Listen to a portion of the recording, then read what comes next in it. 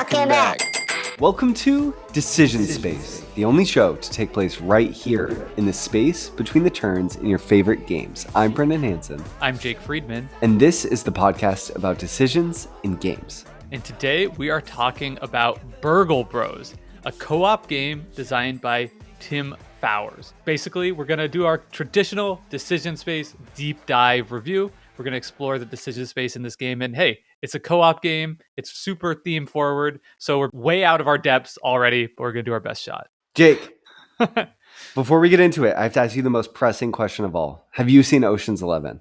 Of course I've seen Ocean's 11 and 12 and probably 13? 13?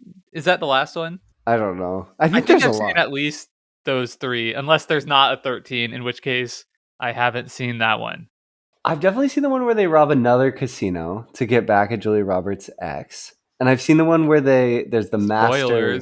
Yeah, there's an Ocean's 13. Yeah. Right?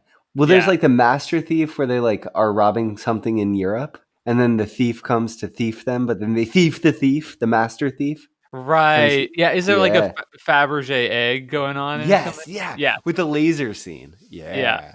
Okay, yeah. Okay, that's important context for this game because I think this game is Ocean's 11, the board game, more or less. I think that's fair. Okay. And yeah, I led with that because I think, on this podcast, we are obviously the Decision Space podcast where we're looking at decisions in games, which puts us in a more mechanism focused place than other board game reviewers, commentators that maybe do a better job than us about thinking through the implications of theme and art and UI design and all that. And I'm glad that we're bringing up theme a couple of times now because it really feels like a disservice to this game to not, To divorce it from the thematic experience. right, because it just feels like so much like it is trying to simulate this Hollywood heist aesthetic. Yep. And I think that this is the perfect lead into this episode because much of what we talk about on the back end will be the decision space. That's what we're here to do. But I think we're going to dwell on the theme a lot in this episode because of so much of what Burgle Bros has to offer is thematic richness, not richness of decision space. I don't think. And we'll unpack that and we'll talk about why, and that's okay. Games can exist for lots of different reasons. And we're going to do what we do in all of our deep dive episodes where Jake and I, right now, just this second, are going to give our ratings and reviews. Think of that as the laying out our plans for the episode. Then we're going to talk about the game background. That's us studying the heist. Then we're going to perform the heist on the back end and just get into it, go deep, see what we can extract to increase the wealth of listeners like you. Perfect. I love that. So let's get right into it with our reviews. Brendan, I'll go first if that's okay this week. And you introduced me to Burgle Bros on Board Game Arena, encouraged me to give it a shot. And I want to say up front, that has been the only place I've been exposed to this game is playing on Board Game Arena with you, meaning I've only played 2-player game and I've only played it on a digital implementation and I've only played it asynchronously. And I think that is doing a disservice to this game because of everything we've already talked about. It feels like it would just be a more fun, fulfilling experience on the table, especially because I am of the opinion that the decisions in this game are sort of light, almost maybe not quite there, but almost in sort of a betrayal at House on the Hill. Like we're kind of just going through this experience and seeing what happens together. And I would not want to play that game asynchronously with 2 players on Board Game Arena either. So unfortunately, because of how I've been exposed to it, I haven't tremendously enjoyed our plays. I think the theme is it's fun. It can be fun and exciting to win, but some of the theme too maybe either actively dampens some of the mechanic interest, or in other cases you can kind of toss it aside and sort of ignore pieces of it, of kind of the tile actions and some of the different player actions and some of the other random cards you'll pick up. If you want to, you can kind of not pay attention to a lot of that and just kind of go through the main heuristic mechanical puzzle, and that's not that fun. So ultimately, I'm just gonna give it a 5 out of 10. That could change if I play it more, but it was a bit of a miss for me in our plays online together. Yeah, so Burgle Bros for me, great. Also, Jake, thank you. I think this is going to provide good context for our conversation, which is the whole point of these reviews at the start. So, I own Burgle Bros, and I've owned it since its release in 2015. It's a game I've played on the table some, not a ton, and a game I've played solo some, but not a ton. I was really excited when I first got Burgle Bros, mostly because there was this bubbling energy around Burgle Bros in 2015 when it first released, I think into 2016 and for a few years after that, in part because of the design history and sort of pedigree of Burgle Bros, which is that it was an indie design. And I think indie games broadly, regardless of the sort of publication medium, if they're board games or video games, were having a real social moment at the time. And we might talk about that a little bit in the game design background. But for me, Burgle Bros is a thematic gem that outstays its welcome at the table to some extent. It dangles promises of replayability through variability in front of you, when in practice, I think things like the variable wall system don't actually hold up to rigorous repeat plays. It's a game that sort of, when played in sort of the laid out, specifically planned scenarios provided, works quite well, and the variability keeps it interesting and fun for a few plays. But quite quickly, the strategic paths through those start to feel fairly similar, even if the tiles are different from play to play, and the decisions start to feel quite similar from play to play too. There is real intrigue and replayability generated somewhat by the characters that you can bring in, but only insofar as they might shift your play pattern slightly, not meaningfully change the experience for me of how it feels to make decisions within this space. Maybe I can play as the acrobat and climb up the stairs outside on the edge of a building, and that feels fun and cool. And doing that in a moment where I'm cornered by a guard is a memorable high point. But in practice, actually sort of solving the puzzle of the game feels pretty similar every time you play it. And for that reason, for me, I think Burgle Bros is a 6 out of 10. It's a good game that I'm happy to have played, but not one I feel all that excited to revisit often. It's also an action point system game, which we'll talk about some on the back end too. That has nothing to do with my review, just a teaser for all of you. Awesome. 100%. Well, thanks, Brendan, for your review as well. All right. So it's a 5 for me, 6 for Brendan. But that's just where we're starting off. We'll still get into our deep dive.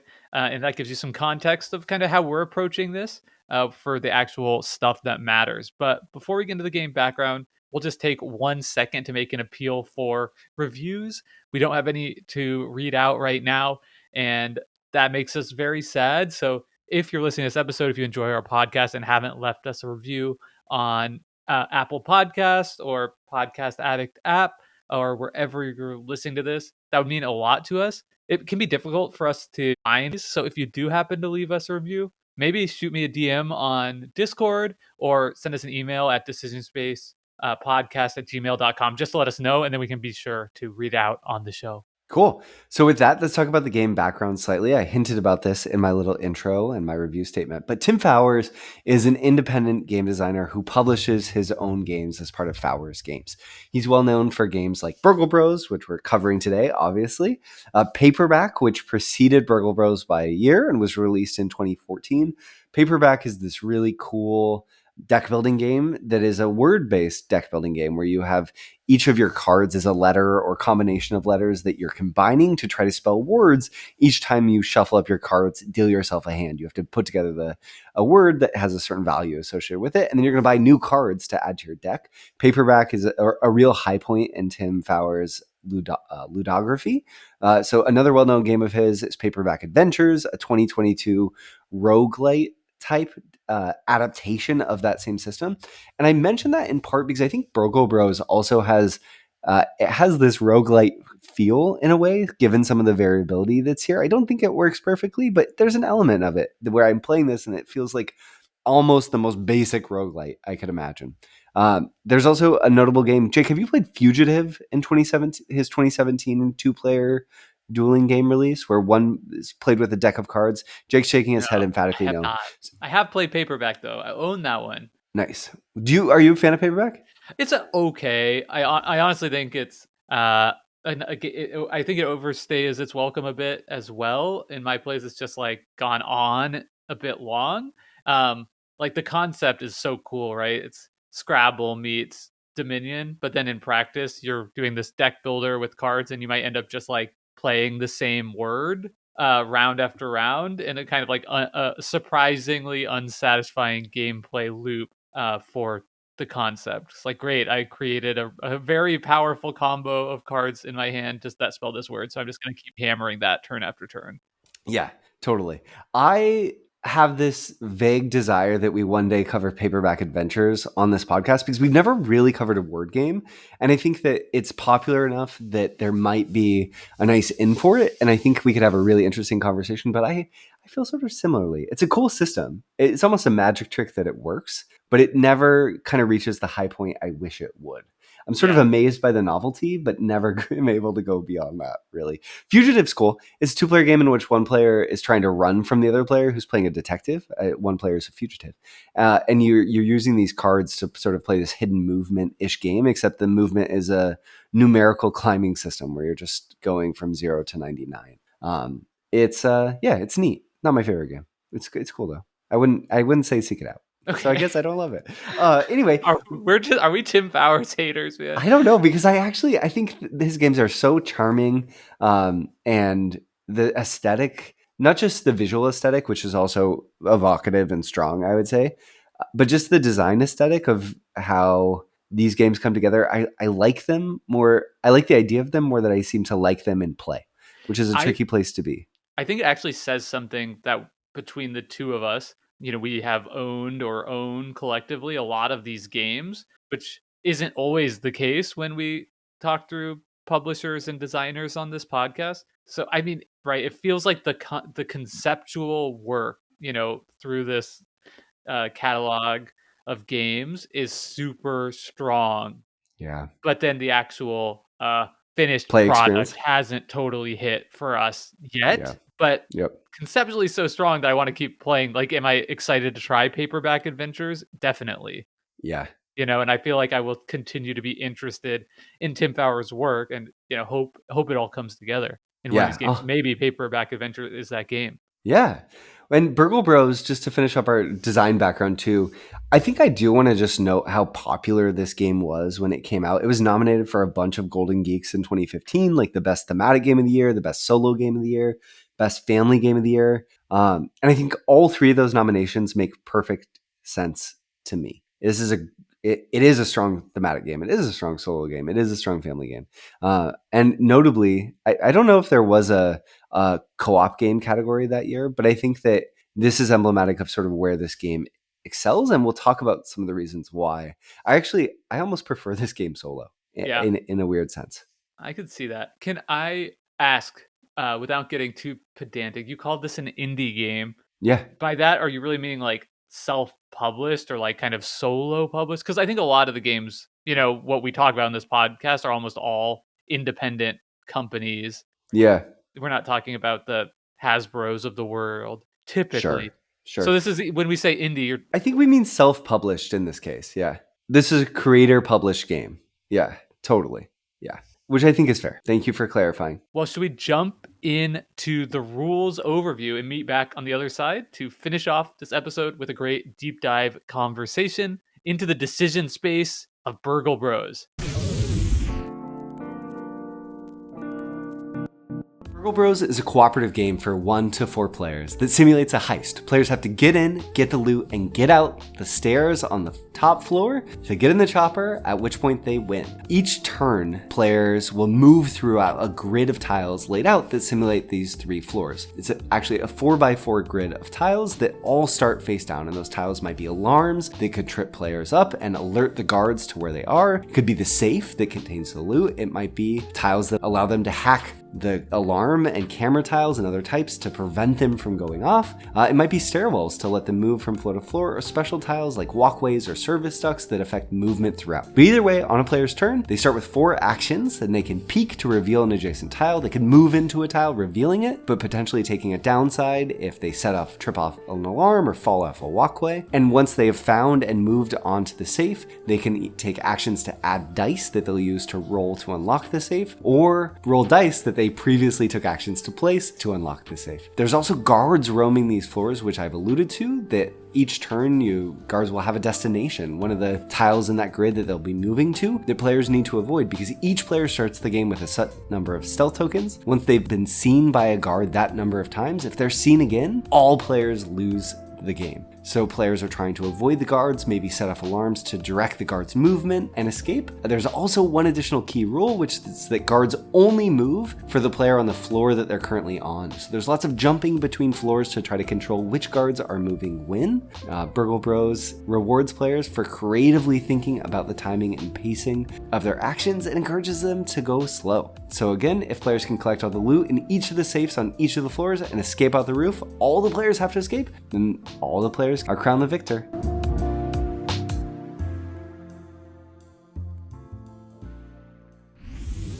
All right. Thank you so much, Brendan, for that rules overview. Let's get into it. I know, we're going to talk about the theme, but I think we should start, as we always do, and characterize the decision space of this game. Yeah. So this game, Jake, as you play it, this is a co-op game in which you are moving through these 3 floors. You have an objective on each floor to sort of discover where the safe is, and then crack the safe, get the loot, get all the way to the 3rd floor, escape out the roof to a helicopter that's waiting for you, at which point you win the game. And I think it's important to sort of talk about scope here, because the turn structure is action points. You get a certain number of things you can do with this combination of actions, right? You can move, you can peek, sometimes you can interact with tiles. And oftentimes action point games have these really deep decision spaces because there's so many different combinations of things that you might do on your turn that you have to evaluate this really large decision tree. And you have to think ahead. And Burgle Bros manages to have a relatively small decision space while using an action point system, to the point where I don't often feel like my decisions on any given turn are actually all that interesting. They're the product of past decisions I've made typically, and the guards' actions that come. But I feel like Burgle Bros is a game where you can solve the puzzle of each turn fairly clearly, especially if you need to talk it out with someone else, with your other co-op players. It's not typically that hard to find the optimal way to play this game, but there's a lot of uncertainty that has the potential to really impact the outcome of the game. Yes. Is that fair? Yeah, I think so. I wanted to zoom out just a little bit because I don't think solving the puzzle on your turn is the right way. Is the point of this game even? Yeah. Because of how much uncertainty and randomness there is. Okay. Right. When you talk about, I need to move to the right to get out of the way of the guard, or advance towards the stairs or the safe, or whatever your objective is, or just simply explore the board and find the safe. Yeah. There's so much stuff you could calculate, right? Everything that it feels like the vast amount of things you want to consider in making your decision is output randomness, which I think creates the effect that there's not really that much to think about. It's actually pretty straightforward what you should be doing, because you're going to be hit with so much output randomness as soon as you start revealing any hidden information in this game. I don't know that that's totally fair on like an objective level, because I think you could be doing a lot of risk assessment, thinking through what tiles have you seen, what tiles have you not seen, am I likely to hit X, Y, and Z. However, when I play this game, I'm not doing that at all, because it just doesn't seem worth it to me to, think through these possibilities, because it feels like relatively a lot of effort for like a relatively small impact on my potential action on my turn.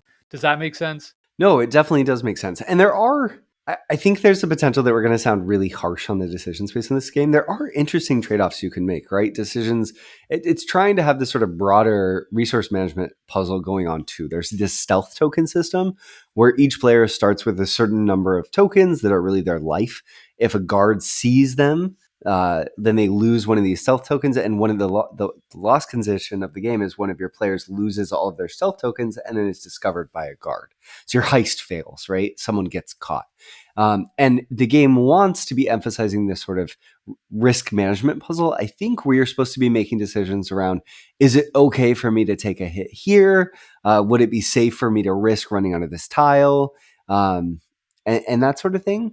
But in practice, I find that puzzle doesn't quite come together totally either. I don't feel like I have enough information about what might or might not happen in the future to really judge that, because like you said, Jake, the game starts with complete uncertainty around all of the tiles. So there's 3 floors, each are a 4x4 grid. So there's 16 tiles on each of the floors, and they're all face down. It's not as if some of the tiles on each floor are revealed and you can sort of plan a path with some uncertainty through them.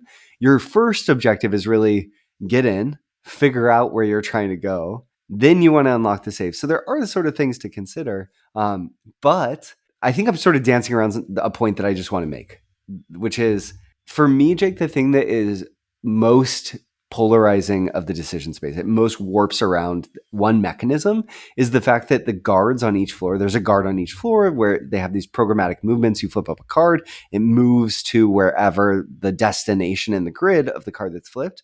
Guards you only do that for the floor that the player ends their turn on. So Jake, if we're on the same floor, let's say there's 3 of us, you, me, and Bridget, and I, are on the first floor, and the guard's about to hit you, and I could go upstairs. The stairs are right next to me. My turn just becomes, what can I do either on this floor or the next floor to make some progress and then just go upstairs? Because it becomes more useful to control the movements of the guard than it does make some sort of other progress elsewhere, to the point where I think a lot of the game becomes about spreading out. So instead of cooperating on some heist, we're on this first floor of this bank job. We're going to all kind of come in and work on cracking this safe together. To me, it usually feels like, okay, we'll explore as much of this first floor as we can together. And then eventually someone's going to be in a tough spot and someone has to run upstairs. And then we're not going to work together anymore. And then I'm going to explore upstairs while you explore downstairs. And you just manage this first floor puzzle and I'll manage the second floor puzzle. And then we'll just try not to be next to each other, because it's just easier to do the puzzle on your own. Yeah. Is that, I don't know. I totally agree with that. And it might even be a place where the theme falls down a little bit too, because that doesn't feel thematically held together, where the guard's right next to me, but not if this other person moves somewhere else. Now I'll be safe. Yeah. At least for the time being. Maybe that's some kind of like montage freeze frame from the Ocean's 11 or something. But it's definitely a place where the theme falls down just a little bit, and definitely in an incredibly mechanically significant kind of way. And getting back to the decision space aspect of that, what I think you're describing is that on your turn, the thing that is usually totally clear is what you should be trying to do. And then any decisions you're making are just what's the most effective way to do that. Yeah. Which feels, if not solvable, because of all the uncertainty. Like you can very quickly come to an idea that this is probably just as good as I'm going to get, without doing like a tremendous amount of mental arithmetic and probability calculus that likely ends at the same place anyway. So I think that, right, it's at the start, it's like identify where the safe is, right? So we're just kind of flipping tiles. And then at any point in the game, you kind of know, I'm trying to get to the safe. I'm trying to get to the stairs. I'm trying to open the safe. And no matter what it is, it feels really rare that you're really on your turn. You're like, what should I be trying to do right now? Yeah. Which is the place most action point selection games live, right? I have all these actions possible to me. What should I be trying to do? Where here, what you should be trying to do is actually answered for you at the start of your turn. And then you just do it. Yeah, totally. And then with regards to that, I think one of the tricky things that you mentioned, right? Sometimes there's this question of, okay, I'm kind of stuck here, right? So a guard is in front of me. I guess I'm kind of going to pass my turn. Maybe I'll peek at a tile and then not take any action. So there's this mechanism, because almost all co-op games need a way to push the game towards the end, right? So we can't just stall out our turns. Pandemic, it happens by the deck keeps flipping and the cities are going to explode eventually in terms of the cubes that are there. You see the same cities over and over again. Here, if you don't really move and advance your turn, which is what you initially want to do if the guard sort of, maybe there's going to be a path where the guard's moving, you need some sort of incentive. So if you take 2 or fewer actions on your turn instead of the full 4, you draw an event. And those events are either good, bad, really bad, or just kind of whatever. And I think that for me, that's what clouds this decision space somewhat, or makes it feel, maybe it doesn't cloud it, right? The clarity, there's a lot. We've talked about how your objectives are typically pretty clear, but because there's so much output randomness, it can be hard to make good. There's not a lot of interesting judgment calls because you're not typically aware of what the outcome will be. The range of possible outcomes is so broad that you can't make an interesting, meaningful choice. And that might be true whether or not you're choosing to peek at a tile or walk into a tile. Usually you're choosing between, okay, I could just risk walking into this, but if I do, there's a chance I'll get hit. Or if I walk into it, maybe there's a chance I'll get hit because I'll walk onto some tile that will trigger alarm and the guard will come after me anyway, or maybe it's a deadbolt I can't open. And then with the event deck, then at that same time, maybe it will be something beneficial. Maybe the guards will pause for a turn, but maybe I'm in a spot where I don't want that to happen. So it's just burning sort of my time, wasting time. It's making it feel kind of frivolous. Or maybe it's going to flip one that says the guard just comes right at you. And that just feels really bad. Yeah. The event system, it doesn't feel totally like fleshed out. It seems like there could have been something there where it can give you a real meaningful decision of like, I would want to take less actions at this point because of the way the event deck works, or I definitely want to use all my actions because of the way the event deck works. But as it is, it just doesn't, it's not something that really factors into your reasoning, I think, because of the uncertain nature of that deck and how big the deck is, right? Yeah.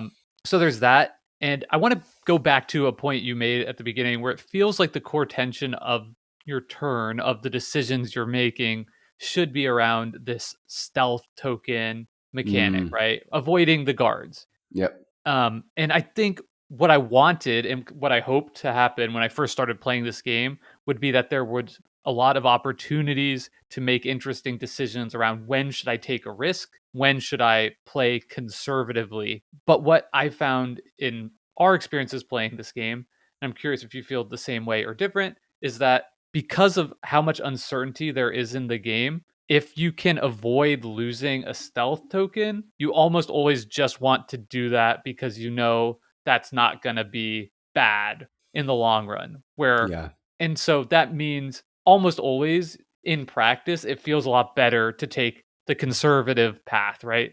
To Yep. move out of the guard's way and then pass, or as opposed to just, peek at the tile next to you, and then pass or whatever, as opposed to playing a bit more aggressively. Thematically, that works really well because, as we started out, maybe it's our typical game playing tendencies being too aggressive and we were losing a lot of games.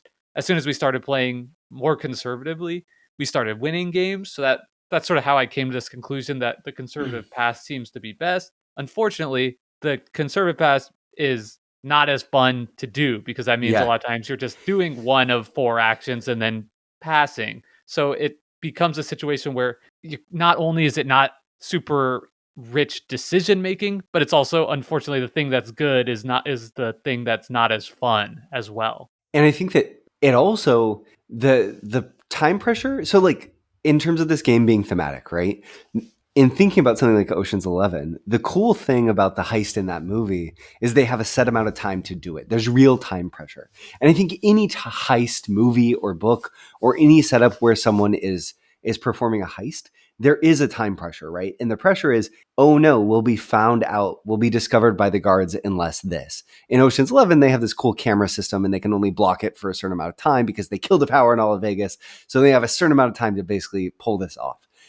And in Burgle Bros, the time pressure mechanic is loosely there, but it's soft, right? It's not this game will be over after 15 turns, and each minute is a turn. It's this event deck is gonna bite you. So just you want to play quicker, but you don't really have a sense for it. So it tells you to go slow. And I think if the game told you to go fast and it was a judgment of how fast can we afford to go without getting burned versus how slow can we afford to go without getting burned, I would rather play the other version. And I think right now this game is how slow can we go without getting burned? Yeah. And that just feels sluggish and a little lifeless because of the guard system because of that. And just so people don't scream at us, the other piece of the puzzle is that as you run through the guard deck, then the guards will start moving more, which is bad. That makes it harder to avoid the guard. They cover more ground. So there is some pressure definitely to play faster to get to the puzzle before the guards are moving all the way across the floor before the end of the turn. But I Yeah. think you're so right and so on to something where this guard movement ticking up, it might be the same effect as a clock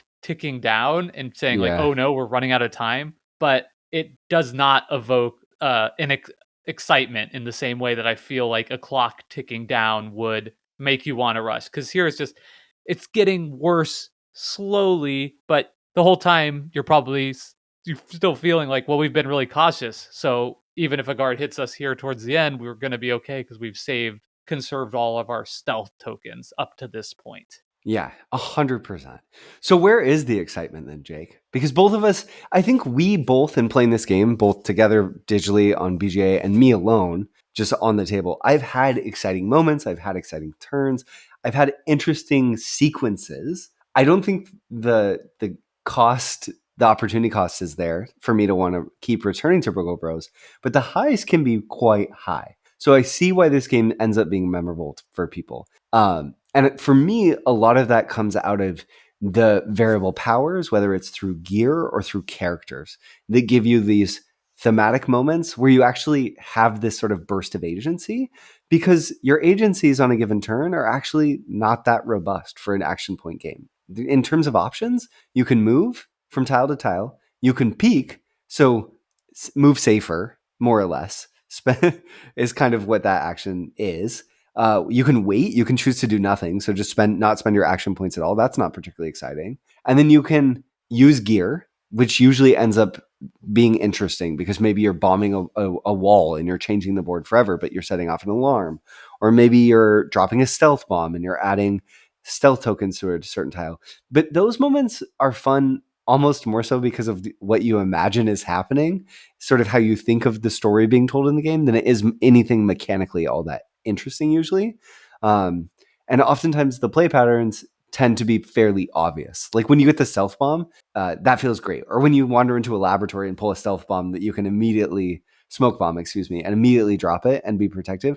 That's a cool moment, but it wasn't an interesting decision typically. And then also there's the mechanism with safes where you discover a safe and you're on a safe tile. You can add dice or you can roll dice. And that's pretty much it. Use your power. Yeah, I think the exciting moments for me were realizing we're gonna win or even escaping at the end, Yeah. because this game can be really hard, especially if you're using some of the more advanced variants, like the random walls setup in particular. I think we might talk about that later. Can be really punishing. So, like any good cooperative game, if you lose several times and then figure it out and win, that's going to feel great. There are moments on your turn where you see an interesting line of play that I want to, what you want to do, and sometimes you can find creative ways of doing that. I think using the tiles on the board can lead to some exciting stuff, like when you get to go through the air ducts or whatever to pop up somewhere else, or you get to move, and then I get to move on to Brendan's space and give him a stealth token. All of a sudden, in a game that's so plotting for a lot of it, you can have these turns where you're like, oh, I got to just do a lot. I made a really big, Yeah. impactful turn, or I just rolled 3 hits with the safe dice, or going onto a lock space and instantly opening it on your first roll. Stuff like that can be fun and exciting moments, but I almost kind of feel like they're exciting in part because of the plotting nature of some of the other turns, as opposed to like what you're actually doing being that rich. Exciting. Yeah. No, that's really well put, Jake. I it's also funny because I agree that some of the most exciting moments are where you have the football, meaning all three pieces of loot in hand, and you're just trying to run to the stairs. And oftentimes in those turns, you'll intentionally take hits on purpose, just running past a guard or something. And it's fun. It's fun to dunk a basketball. But if you're tall enough and strong enough and can jump high enough to dunk a basketball and no one's in your way, it's fun. But like once you've done it, you Yeah, can it's do it. fun once or twice for Yeah. sure. But then you want to play the game. You want to make the decisions. Yeah. Right. Oh, so Jake, where do we want to go from here? I have a thought that I want to bounce off you, but I can do it at any point. If there's a sort of a thematic trend here that you want to pull off of, we should continue with that topic. Otherwise, I want to talk to you about Pac-Man. Let's finish off theme and just talk about other places really quick where it might succeed or fail, and then Okay. we'll go to Pac-Man. Because while the theme, while the theme is great, Yeah. and I think the strongest point of the game, it does feel like it lets you down almost as much as it succeeds. I think you just illustrate a good example of that when you're running to the finish and you're just brute forcing through Yeah. guards. That's not very heist like. Yeah. I don't know. Yeah, you're just like hitting them. I guess like stiff arming them on your way to the exit. Yeah. The That safe that mechanism also mechanically, sorry to cut you off. Let's say the safe no, go ahead. mechanism. The safe mechanism mechanically is really clever and sort of cute. So how it works is you look at the rows and columns in wherever the safe is, the row and column where the safe is, and each card in that area has a value between 1 and 6 on it, and then you have to roll dice that equal those values. So it's different every time. It's a nice way to get a different quote unquote combination of dice rolls that you're rolling. But once you find a safe, Jake, in real life, you don't actually have to explore the rest of the floor to somehow necessarily know how to crack that safe typically. Like maybe if you had an objective, right? If you knew it was the combination was in someone's office and you had to get there, sure. But do you really need to go into the foyer over there to see what values are in there? No. And I think that's another area where it sort of falls down. Cracking a safe takes time. That equates to what cracking a safe feels like. But for me, once you discover the safe, sometimes that exciting moment gets undercut by this mechanical edge of the game, which sort of says, oh, wait, no, first you have to go around this wall and reveal this tile because the game designer told you so. I think it almost works. And then when you finally, rolling dice is fun. Getting the results that you need is fun. So when you crack a safe and then you get loot, which is typically has a downside, which is not often fun, but can sometimes be interesting, I guess. Like the gold bars where, oh, we split up, so now I get punished and I have to come back and grab it. Or, oh, now there's a cat that's going to escape and I have to go get it. It's fine. But I think for me, the safe cracking is another area that it almost works. And it's cute. Like the first time I saw it, I was like, oh, that's a great mechanism. And then I kept playing and I thought, oh, this is a novel mechanism that doesn't work that well in this game. Yeah, totally. And I think that's kind of the case with basically all the tiles that make up the floor tiles. There are some that I guess work really well. The safe being, or I don't know, maybe they don't work really well, but there are some that you kind of get it. Like the safe kind of a cool way of operationalizing a safe in the game. I don't know how you would have done it more Sure. elegantly, though I do hear that criticism and think it's valid. But a lot of times the tiles just don't really work at all. It feels like as often as you really care about what they do, just don't care at all. Like the Yeah. walkways can be really hilarious. We just like are on the second floor and just step on a tile and then fall down to the first floor. That can be a fun and exciting moment.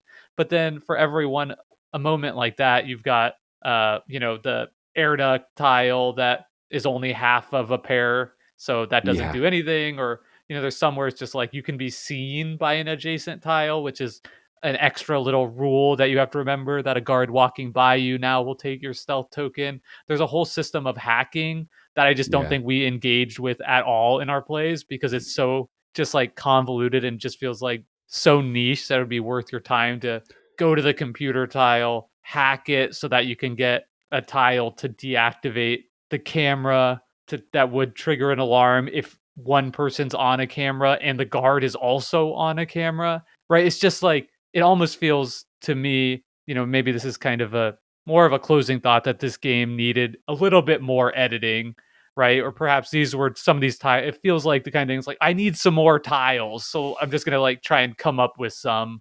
and we've been there as game designers, right? We're like, Totally. it feels you can kind of see that some of these tiles were probably not the first crop, right? It's kind of get Yeah. down to the notepad, like computer hacking. Let's throw that in there and then make it fit mechanically, and it's just so clunky. I think some of that is that you can get really in. Some of these tiles are really cool, right? And if they're in the right place and they are next to the right other things, you can end up with really interesting interactions. But it's a random system. You're just randomly laying out the tiles for the most part, outside of seeding a couple things. And I think that leaves a lot up to chance. for tiles that require a lot of specific positioning or specific sequencing to matter. So to your point, Jake, with the service ducts, that's an example. The hacking, sometimes, the first floor will have all the tiles of alarms of a certain type. And then the hacking that will affect it is on the third floor. So once you've cleared the first floor and gotten past all those alarms, you'll get to the console on the third floor that lets you hack and affect the ones on the first. It just doesn't always come together. And I would say more often than not, it doesn't. And to me, those tiles, the walkway is another example, right? Where if it's put somewhere that really matters, it could be interesting and fun. And I will say anecdotally, it creates fun moments. In a game we had, I was cornered. I had no stealth tokens, and I said to you, okay, we're gonna lose unless I walk into this tile and fall down a walkway and pick up the gold bar that's below. And lo and behold, I walked onto the tile. It was a walkway, and I fell. It felt great. It was so cool. But it also was sort of like, this is dumb, Right. In a little bit. And a little dumb can be great in games. I love a little dumb. But I also think that this system of the tiles wants a little logic to support it. In the same way that roguelites will sometimes have internal rules that are hidden from the players that put certain rooms next to other certain rooms to make the game kind of fit together, even though it's random. I think Burgle Bros' tile set wishes it had just a little bit of computer logic behind it to help that random arrangement of tiles. And the guard system for me is also that way. So I don't know if you got this sense playing this game at all, Jake, but in my mind, this is a maze game in the same way that Pac-Man is a maze game, right? Maze games were very popular in the 80s. They're sort of had their downfall as platformers, sort of had their rise in the video game space. And a lot of maze games are about being chased through a maze trying to collect things. In Burgle Bros, you're sort of being chased through a maze by a guard trying to collect things.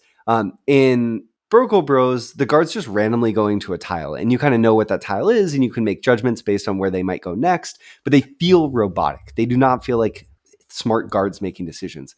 Pac-Man has this really cool system. I don't know the system perfectly, but the ghosts kind of work together. One of them, I think, is always moving just in front of you. One of them is moving randomly towards. There's this cool system that makes them feel alive and like they're trying to corner you at any moment. And I think that's another example of just a little bit of logic. And there's reasons why this Burgle Bros couldn't do this. It's a board game, but the design has all of these things that are sort of, this system would work so great if we could have just a little bit of logic governing it that would make it feel more alive. So to me, it feels very inspired by video games, but it's unable to leverage some of the things that kind of help a system like this be more than the sum of its parts. Whereas here it feels like just the sum of its parts, which sometimes will add up to a fun experience and other times fall short. It's just such a classic board game design problem Yeah.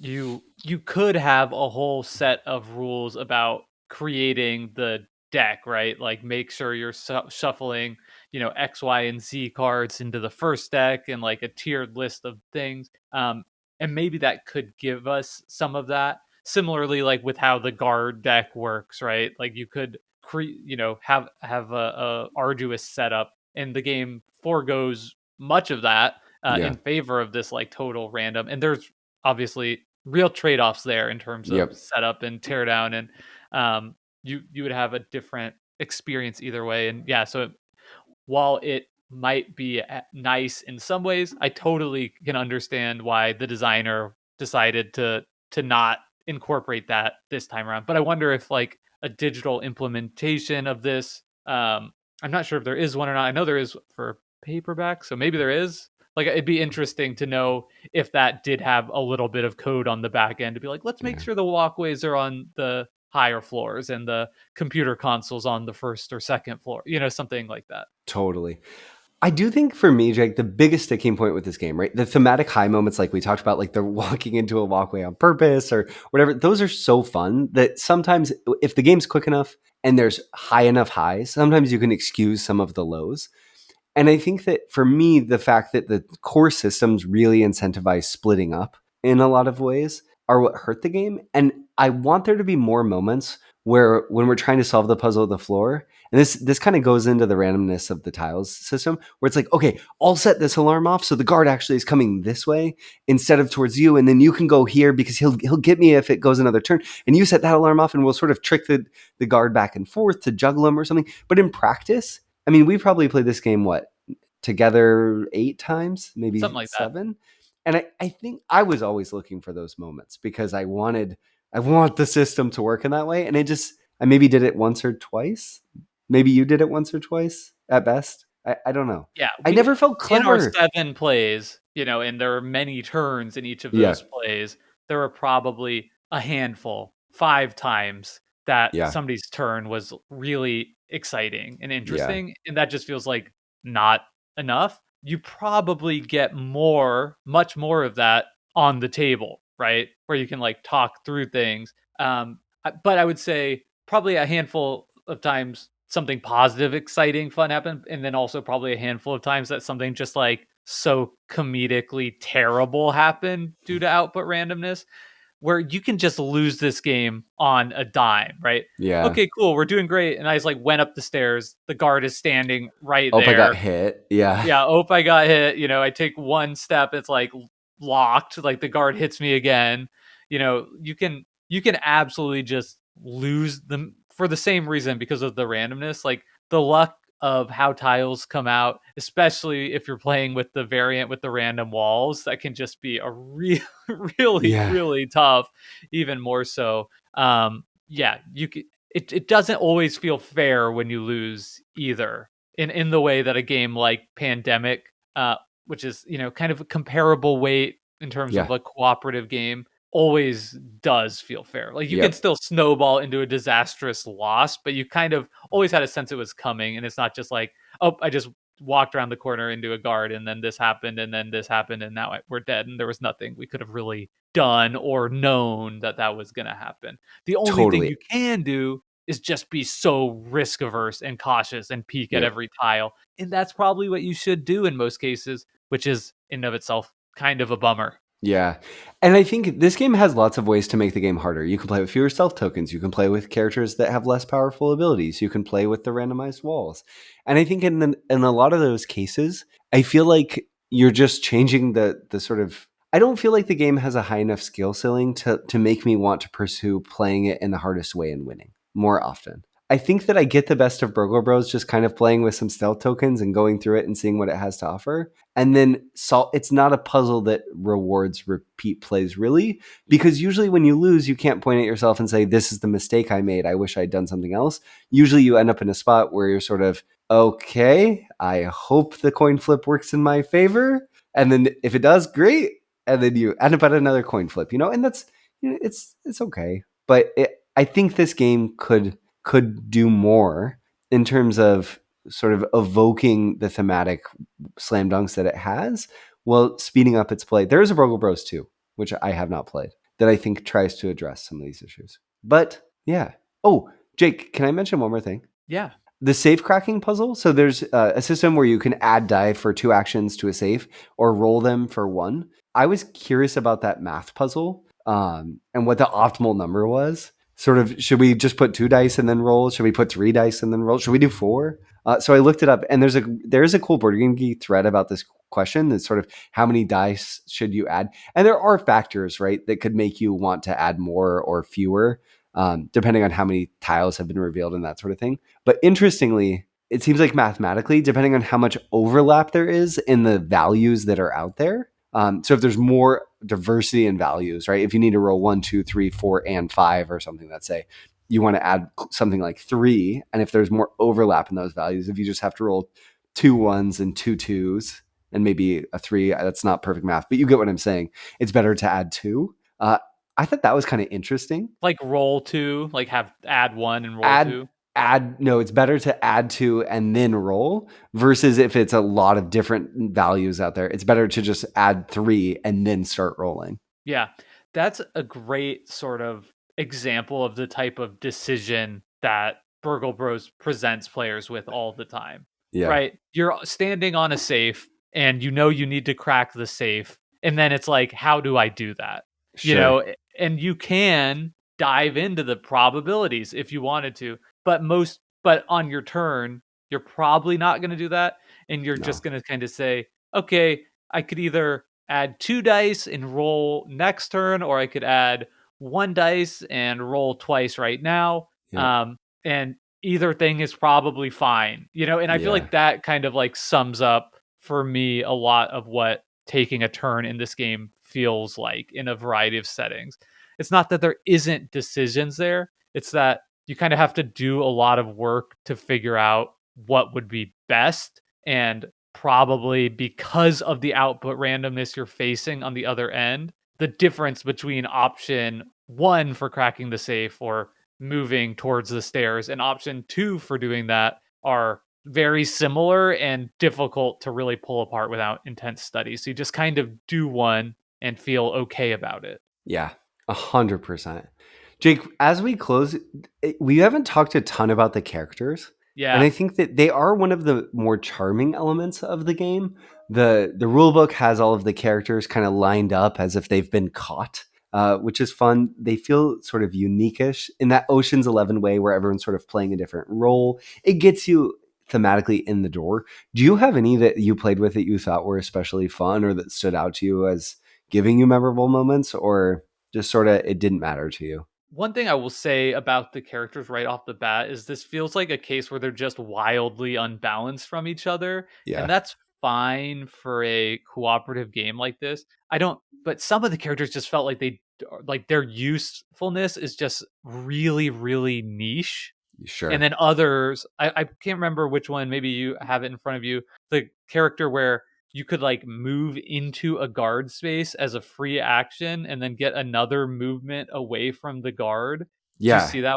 I don't know is that the acrobat? You may move into tile with a guard as a free action and you don't use a stealth token when you do, but you must leave before the guard do, you must leave before the guard moves or you lose a stealth token. That one. The acrobat. That is so insane. That just does Yeah, yeah. everything you could possibly want in this game. Yeah. Like it subverts the entire puzzle of avoiding these guards. Instead, it's like, no, the guard's blocking my path. Actually, I'll just move towards it, get a bonus action, and get around it with no sweat off my back.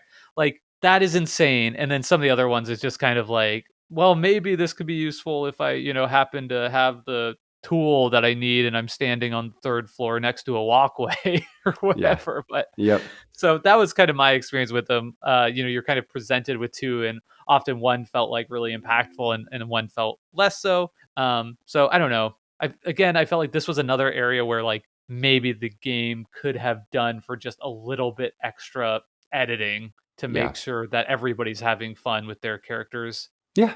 Well put, What Jake. about you? Did you have a favorite one? I mean, I think my favorite one is it's fun to start with the dynamite because it gives you another interesting decision. I think that one is the rigger maybe. He or starts with the dynamite in sort of the base one. And he that's cool because I like that puzzle of okay, I get to blow up a wall in this game and knowing when to do it and it's going to set off an alarm on my tile, but maybe I can do that in a way that's advantageous. It just gives you something more to think about on your turn, and I like having something more to think about on my turn in Burgle Bros. I like the backside of the acrobat that we just talked about, the advanced side, which I think is like you've just alluded to, probably a lot weaker than the front side, but it's more thematic, which is that if you're on an outer tile, you can spend 3 actions to move up or down one floor. I like that because I've had moments where I'm being chased by a guard and then you run to the outside of the building and then you climb up and that it just feels cool. You're like that's the time in which I most felt like the thing I was supposed to be, which is a ninja, right? And that's good. It was fine. I don't think I really was losing too much sleep over which ones I had typically. And yeah, they'll affect the difficulty of the game, but I almost want them to matter more. And not just matter in terms of, okay, it gives me one new action, but like, I don't know. This critique might not feel more thinly veiled than or unfair than I want it to, but I both feel they affect the game too much in some cases and not enough in others because of that imbalance. And it's almost I want them to change what I can do more. Oftentimes, like 3 actions to move up the stairs is a lot. Normally, that costs 1 once you've gotten to Yeah, the wouldn't you stairs. rather have a free action just to get right around that guard and send him off Exactly. in the Yeah. totally wrong Yeah. To direction or ignore whatever? the rules. Yeah. Walk through the Goomba. Yeah. Or to Yeah. walk through the ghost. Yeah. Ugh. Exactly. Yeah, that's a pretty good Pac-Man power. Yeah. Um, okay. Yeah, so I think we should maybe get to our closing thoughts here. Ultimately, and maybe with our closing thoughts, we could think a little bit about cooperative games because it's not something we cover a lot on this podcast. It feels like listening to this, while we had an okay time playing Burgle Bros, it didn't really succeed cooperative game for us, but we're not typically big cooperative game players. Yeah. So, I mean, where does this like succeed or fail as a cooperative game for you?